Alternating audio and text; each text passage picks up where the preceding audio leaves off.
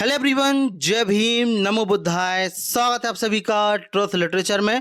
और आज की वीडियो में हम कुछ इंटरेस्टिंग जानकारी देने वाले हैं जो कि श्रीलंका, चीन, भूटान देश का नाम बुद्धिज्म की देन है। साथ ही साथ इस वीडियो में हम जानेंगे शौचालय का सिंधु घाटी सभ्यता एवं बौद्ध सभ्यता का संबंध क्या है। तो आइए शुरुआत करते हैं और वीडियो के अंत तक जरूर बने रहिए, आपको बहुत अच्छी जानकारी मिलने वाली है। तो आइए शुरुआत करते हैं और लिखते हैं कि बौद्ध सभ्यता ने अनेक देशों को नाम दिए हैं जिसका पता उन देशों को भी नहीं है।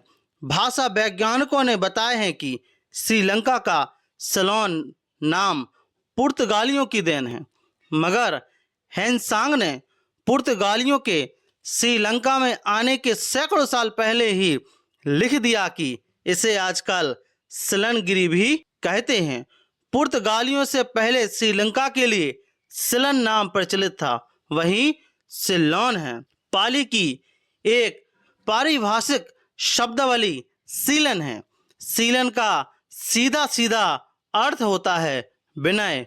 विनय अर्थात विनय पटक के नियम के अधीन रहना।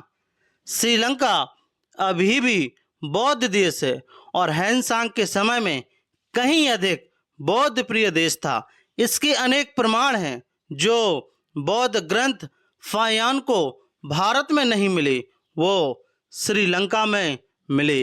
विनय के अधीन तब श्रीलंका की अधिसंख्य आबादी रहती थी। तब यह ठीक जान पड़ता है कि इसी सीलन से सिलोन का विकास हुआ है।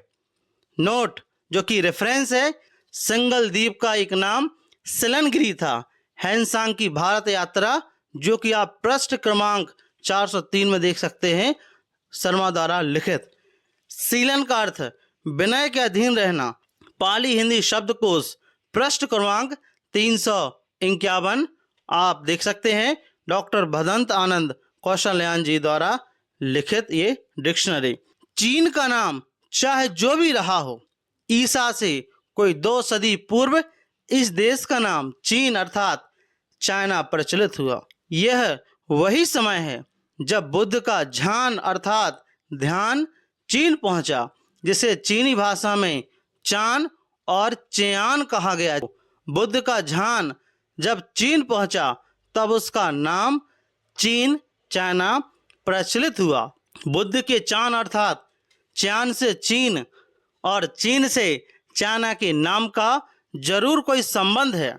यदि नहीं है तो विचार कीजिए कि दक्षिण पूर्व एशिया को चीन, हिंद और मध्य एशिया के बड़े भूभाग को चीनी तुर्किस्तान क्यों कहा जाता है, जबकि प्राचीन काल में ये सब इलाके बौद्ध धर्म से जुड़े हुए थे। इसी प्रकार तिब्बत निवासी खुद अपने देश को बौद्ध, ध्यान रखना यहाँ पर मैंने बौद्ध बोला है, बौद्ध के नाम से संबोधित करते हैं। यह बौद्ध क्या है? वही बुद्ध की ही एक उच्चारण रीति है और जो भोट है वह बौद्ध की तर्ज पर है तथा इसी भोट से भूटान बना है। हड़प्पा और मोहनजोदड़ो में अन्नागार मिले हैं। हड़प्पा में राजमार्ग के दोनों ओर ऊंचे चबूतरों का निर्माण विशाल अन्नागार बने थे। अन्नागार की यह परंपरा पूर्व मौर्य काल और मौर्य काल में भी चलती रही। आश्चर्य है कि यह भी सिंधु घाटी सभ्यता की तरह राजमार्ग पर ही बने। सोहेगौरा ताम्रपत्र में अन्नागार बनाए जाने का उल्लेख है।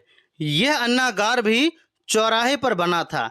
इस अभिलेख में 2 अन्नागारों के निर्माण का उल्लेख है जिसमें 3 कमरों के होने की चर्चा की गई है। सोहेगौरा ताम्रपत्र गोरखपुर क्षेत्र के सोहेगौरा नामक गांव से मिला है। लगभग 4वीं सदी ईसा पूर्व का है। सबसे ऊपर बौद्ध धर्म के प्रतीक चिन्ह हैं, जैसे बोधि वृक्ष, स्तूप आदि।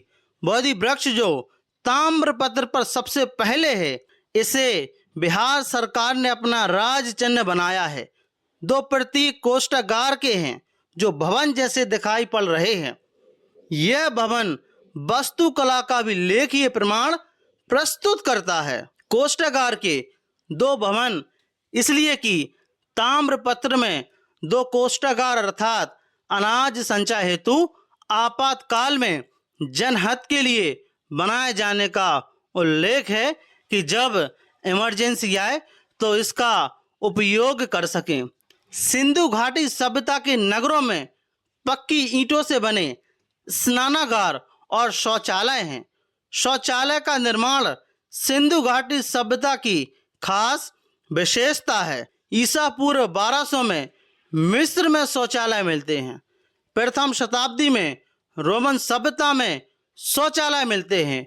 ग्रीक में भारत से जो ज्ञान पहुंचा, रोमन सभ्यता में शौचालय का इस्तेमाल संभवतः उसकी परिणति है। सिंधु घाटी सभ्यता से शौचालय की यह परंपरा बौद्ध मठों तक पहुंचती है। वैशाली म्यूजियम में एक टॉयलेट पेन रखा है।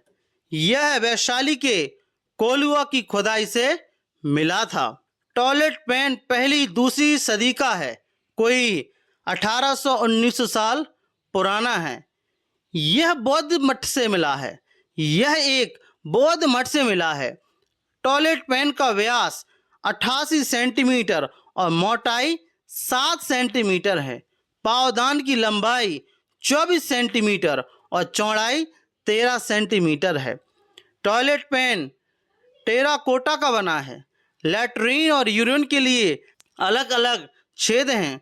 अनुमानतः यह भिक्षुणियों की मोनेस्ट्री का टॉयलेट पेन है।